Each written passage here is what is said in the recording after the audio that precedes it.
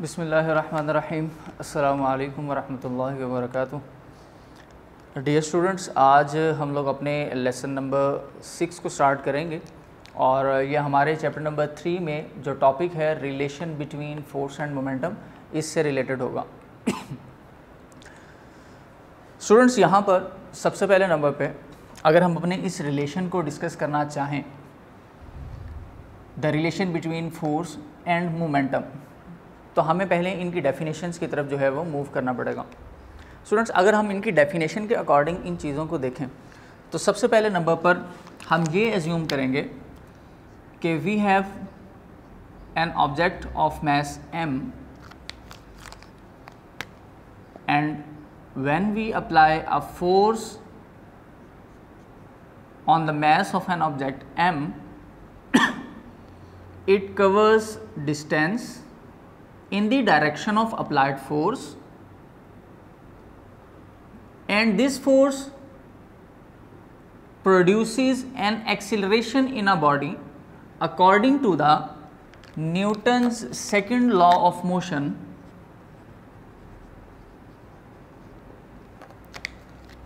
which is F is equal to ma, and it says that when we apply a force on the object of mass m, it produces an acceleration, and acceleration is always in the direction of applied force, and acceleration is directly proportional to the applied force and inversely proportional to the mass of an object. तो students, यहाँ पर object पहले rest की हालत में था, तो जैसे ही हमने इसको इसकी रेस्ट की कंडीशन में हमने फोर्स अप्लाई की, तो इसके ऊपर फोर्स अप्लाई करने के बाद हमारे इस ऑब्जेक्ट की जो वेलोसिटी पहले ज़ीरो थी, इसने इंक्रीज़ करना शुरू कर दिया, और जब आहिस्ता आहिस्ता इसमें इंक्रीज़ आ रहा था, तो स्टूडेंट्स यहाँ तक पहुँचने में ऑब्जेक्ट में जो कॉन्टिन्यूस चेंज ऑफ वेलोसिटी आया है, उसकी वजह से यहाँ पर हमारे पास एक एक्सीलरेशन प्रोड्यूस होगा जिसकी डायरेक्शन इस पॉइंट की तरफ होगी। Students, this is the point A and this is the point B. आहिस्ता आहिस्ता स्टूडेंट इस ऑब्जेक्ट की जो वेलोसिटी है वो यहाँ से शिफ्ट करके जब बी पॉइंट तक आएगी, तो उस वक्त तक स्टूडेंट इस ऑब्जेक्ट की जो वेलोसिटी होगी वो हो चुकी होगी फाइनल वेलोसिटी। इसी तरह अगर ये सारे के सारे चेंजेस हमारे पास आते हैं, तो फिर हमारे पास सेकंड डेफिनेशन के अकॉर्डिंग जो हमारे पास मोमेंटम है, अगर हम मोमेंटम की डेफिनेशन को डिस्कस करें तो it is defined as the momentum of an object is represented by the letter P, and this is actually the product of mass and velocity. और हम यहाँ पर इस चीज़ को ऑब्जर्व कर सकते हैं कि हमारे पास ऑब्जेक्ट का मास भी अवेलेबल है और यहाँ से इसकी वेलोसिटी भी प्रोड्यूस होना शुरू हो जाती है। अच्छा स्टूडेंट्स, यहाँ पर अगर हम देखें तो जितनी हमारे पास वेलोसिटीज होंगी, हमारे पास मोमेंटम्स भी उतने ही होते चले जाएंगे, लेकिन हम अपनी वैल्यूज़ को कंक्लूड करने के लिए यहाँ पर सिर्फ और सिर्फ अपने दो मोमेंटम्स को डिस्कस करेंगे। जैसे कि स्टूडेंट, सबसे पहले नंबर पे जो हमारे पास मोमेंटम आता है, that is at initial point which is mv1, means that at the initial point this is the first momentum।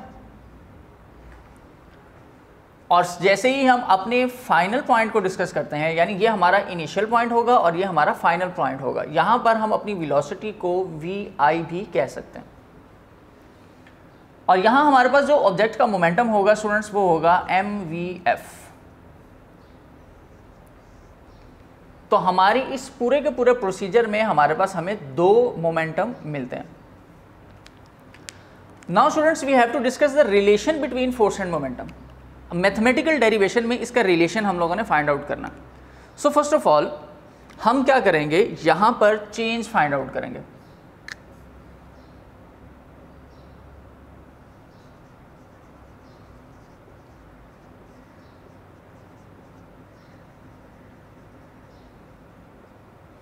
and this is equal to Pf minus Pi।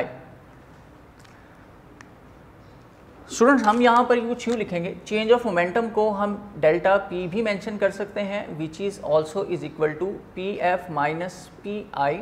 और यहाँ पर अगर हम पी एफ और पी आई की value substitute कर दें यहाँ से अपनी from equation number 1 and equation number 2, तो हमारे पास स्टूडेंट्स हमारी ये जो वैल्यू है वो कुछ यूँ लिखी जाएगी, m v f minus m v I.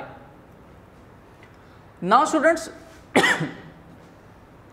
Every procedure in the world is time taking, और यहाँ पर हमारे पास एक्सीलरेशन या वेलोसिटी जो है उसके यूनिट को अगर हम डिस्कस करें तो unit of velocity is metre per second. It's means that we also need a time. तो यहाँ पर अब हम अपने कैलकुलेशन को परफेक्ट करने के लिए, हम रेट फाइंड आउट करने के लिए यहाँ पर t को खुद से डिवाइड करवाएंगे on both side of the equation. So when we divide the t, the equation will become this। और यहाँ पर अगर हम इसको फर्दर प्रोसीड करें तो स्टूडेंट्स हमारी ये इक्वेशन कुछ यूँ बनेगी, p i over time t is equal to, यहाँ स्टूडेंट्स हमारे पास कुछ वैल्यूज़ कॉमन भी आ रही हैं। एक है एम, मैस हमारे ऑब्जेक्ट का चाहे पॉइंट ए पर हो चाहे बी पर हो, हम अगर उस पर फोर्स अप्लाई कर रहे हैं तो ऐसा नहीं होगा कि ऑब्जेक्ट का मैस यहाँ कुछ हो रहा है और यहाँ जाते जाते उसका मैस कम हो जाए, मैस ऑब्जेक्ट का सेम रहेगा। तो इस वजह से हमने मैसेज के साथ इनिशियल और फाइनल का वर्ड मेंशन नहीं किया। अब स्टूडेंट्स मैस कॉमन लें, v f minus v i and this is divided by t. Student आप इसको कंप्लीट टी भी मेंशन कर सकते हैं, यानी होल वैल्यू के नीचे भी टी लिख सकते हैं और सेपरेटली ऐसे भी लिख सकते हैं। अच्छा स्टूडेंट्स यहाँ पर एक और पॉइंट क्लिक करता है माइंड में कि हम लोगों ने तो ये फार्मूला पहले भी डिस्कस किया, जैसे फॉर एग्जाम्पल कि acceleration is equal to v f minus v i over t. So अगर ये हमारे पास v f minus v i over t acceleration के इक्वल है, so we can substitute the value of acceleration. So यहाँ हमारे पास जो फार्मूला है वो कुछ यूँ बनेगा, एम ए, जब हमने ये वैल्यू सब्सटीट्यूट की। यहाँ पर स्टूडेंट्स हमारे पास चल रहा है change of momentum with respect to time, और स्टूडेंट्स यहाँ पर जैसे ही हमने इस वर्ड को ऑब्जर्व किया एम ए, तो यहाँ पर एक और कंडीशन हमारे जहन में आ गई which is Newton second law. ये हमने पहले भी डिस्कस किया था। तो स्टूडेंट्स यहाँ पर ये हमारे पास इक्वल था एम ए के। सो हम यहाँ पर अब एम ए की वैल्यू की जगह पर एफ को भी सब्सटीट्यूट कर सकते हैं which is the force. So when we substitute this value in a given formula, the value can change as, or the equation will become as this, F is equal to Pf minus Pi over T, and this is our final conclusion for the relation between force and momentum. So now we have to define it, और इसकी definition को याद भी करना। Student इसकी definition को याद करने के लिए आपने ये याद रखना है कि the force is directly proportional to the, this is the rate of change of momentum. So we just can describe और define the definition as force is directly proportional to the rate of change of momentum of an object. Simple. So आप इसकी definition को याद करेंगे। इसके बाद students हमारे पास आता है यूनिट। फिजिक्स में हर फॉर्मूले का कोई ना कोई प्रॉपर यूनिट जो है वो लाजमी होता है, और स्टूडेंट्स यहाँ पर अगर हम इस चीज़ को डिस्कस करें तो हमारे पास अभी तक जो चीज़ें अवेलेबल हैं उसके अकॉर्डिंग हमने यूनिट फाइंड आउट करना है चेंज ऑफ मोमेंटम का। तो स्टूडेंट्स अगर हम चेंज ऑफ मोमेंटम का यूनिट फाइंड आउट करना चाहते हैं तो हमारे पास ये फॉर्मूला कुछ यूँ बन सकता है, p f minus p i is equal to f and time t. ये टी दूसरी तरफ जाकर मल्टीप्लाई हो गया। और अगर हम इसकी यूनिट्स लिखना चाहें तो स्टूडेंट्स यहाँ पर फोर्स का यूनिट होता है न्यूटन और टाइम का यूनिट होता है second. So the unit will become as newton second. इसी तरह स्टूडेंट्स फर्दर अगर हम देखें, हमारे पास जो न्यूटन है, न्यूटन का फॉर्मूला उसके according F is equal to m a, and F का यूनिट स्टूडेंट न्यूटन है, तो यहाँ पर न्यूटन की वैल्यू बन सकती है, this is mass and this is acceleration, mass kg, acceleration metre per second square. So it means that we also can substitute the value of Newton as kilogram metre per second square.